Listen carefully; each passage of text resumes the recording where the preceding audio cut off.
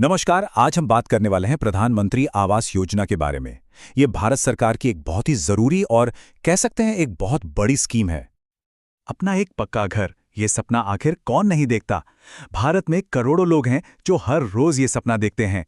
और जानते हैं, इसी सपने को हकीकत में बदलने के लिए सरकार ने एक खास योजना शुरू की है। तो चलिए सबसे पहले ये समझते हैं कि इस योजना का असली मकसद क्या है, इसकी जड़ क्या है। तो ये जो प्रधानमंत्री आवास योजना है, जिसे हम शॉर्ट में PMAY भी कहते हैं, ये सरकार की एक ऐसी स्कीम है जिसका बस एक ही बड़ा लक्ष्य है, सबके लिए घर। मतलब इसका पूरा फोकस उन परिवारों पर है जिनकी आमदनी कम या मीडियम है, ताकि उन्हें भी एक किफ़ायती और पक्का घर मिल सके। ये योजना वैसे तो 2015 में शुरू हुई थी, लेकिन अच्छी बात यह है कि इसे आगे भी बढ़ा दिया गया है। ऐसा इसलिए किया गया ताकि ज्यादा से ज्यादा लोग जो इसके हकदार हैं उन तक इसका फायदा पहुंच सके। अच्छा, अब एक जरूरी बात समझनी होगी। ये जो पूरी स्कीम है ना, ये एक जैसी नहीं है। इसके दो अलग अलग हिस्से हैं। एक हिस्सा है शहरों के लिए और दूसरा गांव के लिए। तो सवाल ये उठता है कि इन दोनों में फर्क क्या है। देखिए, सीधी सी बात है, जो शहरी योजना है PMAY अर्बन, उसका मेन फोकस है होम लोन के इंटरेस्ट पर सब्सिडी देना, मतलब ब्याज में छूट, जिससे EMI का बोझ हल्का हो जाए। और दूसरी तरफ जो ग्रामीण योजना है PMAY ग्रामीण, उसमें सरकार सीधे तौर पर घर बनाने के लिए पैसा देती है, एक तरह की फाइनेंशियल हेल्प। ठीक है, तो अब जब हमें ये पता चल गया है कि दो अलग अलग स्कीम्स हैं, तो चलिए जरा और गहराई में जाते हैं और देखते हैं कि लोगों को असल में इससे क्या-क्या फायदे मिलते हैं।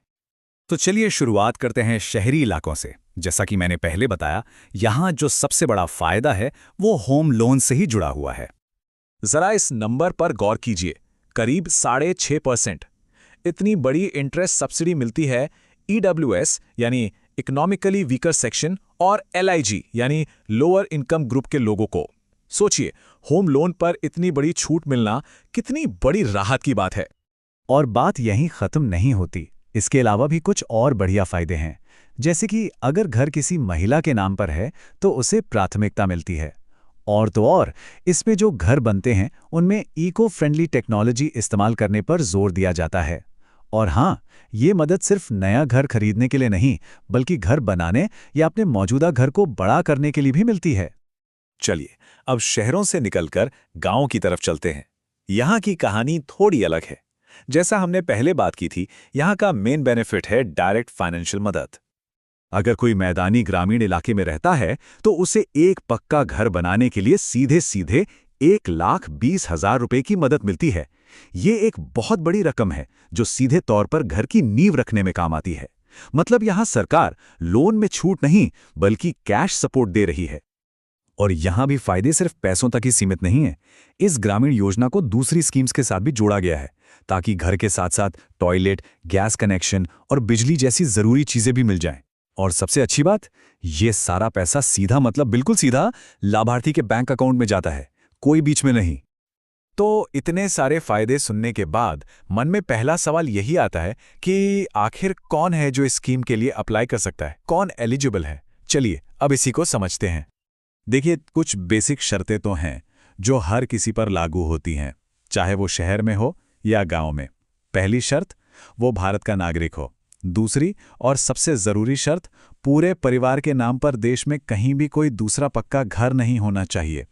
तीसरी, इनकम का जो क्राइटेरिया है उससे पूरा करना होगा। और चौथी बात, पहले कभी स्कीम का फ़ायदा ना उठाया हो। खासकर अगर शहरी योजना की बात करें तो यहाँ इनकम के हिसाब से 4 अलग अलग कैटेगरी बनाई गई हैं: EWS, LIG और फिर MIG1 और MIG2 यानी मिडिल इनकम ग्रुप।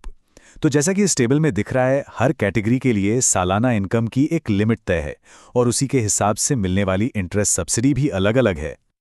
तो ठीक है, फायदे समझ लिए, कौन कौन एलिजिबल है ये भी जान लिया। अब सबसे ज़रूरी सवाल, अप्लाई कैसे करें।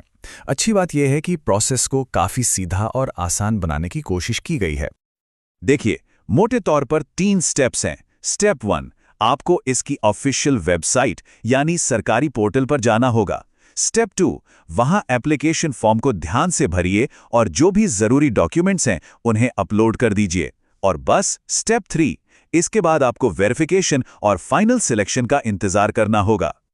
हाँ, अप्लाई करने से पहले कुछ ज़रूरी कागजात अपने पास ज़रूर रख लें, जैसे कि आपका पहचान पत्र, आधार या वोटर आईडी चलेगा, आपका इनकम सर्टिफिकेट, बैंक अकाउंट की डिटेल्स और हाँ, अगर कोई ग्रामीण योजना के लिए अप्लाई कर रहा है तो उसे ज़मीन या घर की स्थिति का प्रूफ भी देना होगा। और एक बहुत ज़रूरी बात याद रखिएगा, इस स्कीम के लिए अप्लाई करने की कोई फीस नहीं लगती, ये बिल्कुल फ्री है। और एक बार अप्लाई करने के बाद आप घर बैठे ऑनलाइन ही अपने एप्लीकेशन का स्टेटस भी चेक कर सकते हैं। तो इस पूरी बातचीत का निचोड़ क्या है? सार बस इतना सा है कि प्रधानमंत्री आवास योजना का जो दिल है, जो उसका असली मकसद है, वो है हर भारतीय परिवार के सिर पर एक पक्की छत मुहैया कराना। तो आखिर में एक सवाल सबके लिए, क्या ये योजना वाकई एक पक्के घर के उस बड़े सपने को पूरा करने में एक अहम कड़ी साबित हो सकती है? इस पर सोचिएगा जरूर।